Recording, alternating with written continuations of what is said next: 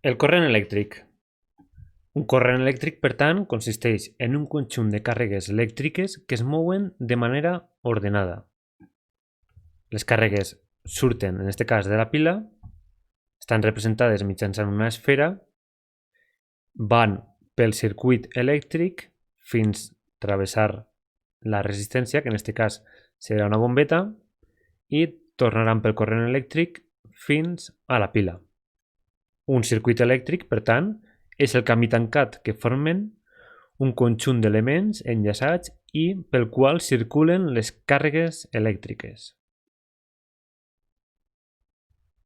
El sentit de circulació d'aquestes càrregues elèctriques, el sentit real, és el que marca aquesta fletxa.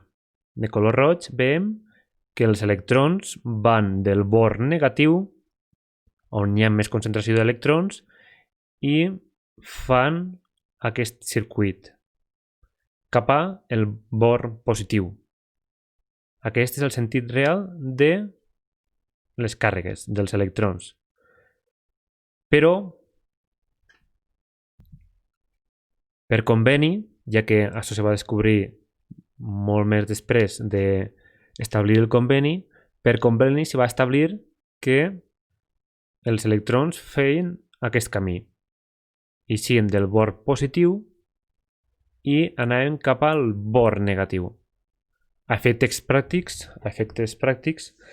per a fer càlculs o per a treballar amb circuits, podem considerar el sentit convencional de circulació dels electrons.